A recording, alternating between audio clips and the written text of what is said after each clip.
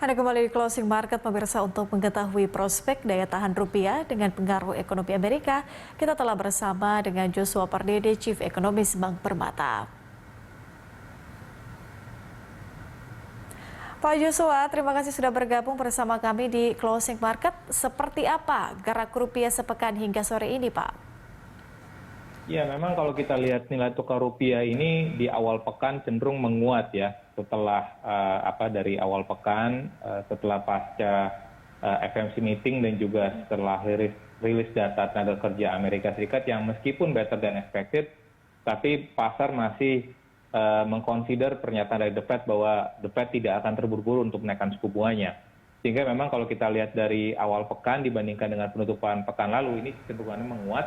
Meskipun di hari ini tadi dibuka agak sedikit lemah rupiah terhadap dolar Amerika Serikat setelah rilis data inflasi Amerika Serikat bulan Oktober yang tercatat cukup tinggi ya, inflasi tahunannya di kisaran 6,2% dan ini merupakan level tertinggi sejak tahun 1990-an gitu ya, sehingga inilah yang membangunkan kembali ekspektasi dari pasar bahwa sepertinya ada potensi bahwa The Fed akan berpotensi untuk menaikkan suku bunganya lebih cepat dari perkiraan sebelumnya di tahun depan, sehingga tapi rupiah kembali lagi berhasil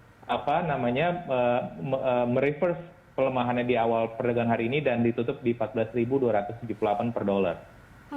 Oke, dengan adanya analisis atas inflasi Amerika Serikat, pengaruhnya bagi rupiah sendiri seperti apa, Pak Joshua? Ya, seperti kita lihat bahwa peningkatan inflasi ini memang dari Amerika Serikat dan juga sebagian besar negara maju dan juga China ya. Tadi juga rilis data China, produksi price index-nya pun juga meningkat cukup signifikan. Dan ini memang karena ada gejolak dari pemulihan ekonomi global ya, ekonomi negara masing-masing, dan juga ada faktor dari disrupsi di supply chain global ya, sehingga makanya transportation cost meningkat ya, lalu juga container cost meningkat, sehingga akhirnya berimplikasi juga pada kenaikan inflasi di berbagai negara.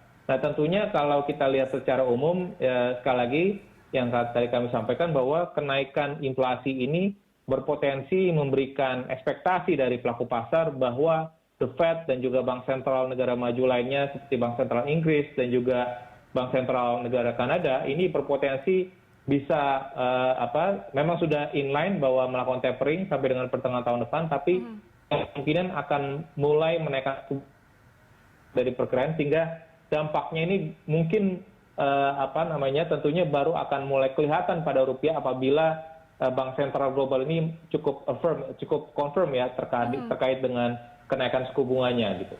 Pak, termasuk juga dengan Bank Indonesia.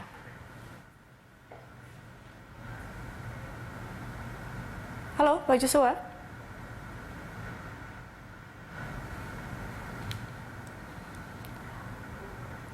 Baik, Pak Joshua, saya ulangi, seperti apa ekspektasi keputusan Bank Indonesia pada pekan depan kalau melihat sejumlah bank sentral juga kemudian diproyeksi akan menaikkan suku bunga? Ya, sesuai kalau kita melihat mengikuti perkembangan rapat Dewan Gubernur Bank Indonesia dalam beberapa bulan terakhir, memang stance kebijakan moneter Bank Indonesia ini akan tetap pro growth ya, setidaknya sampai dengan akhir tahun ini. Dan ini mengindikasikan bahwa Bank Indonesia belum akan menaikkan suku bunganya ataupun belum akan merubah lagi kebijakan suku bunganya sampai dengan akhir tahun ini.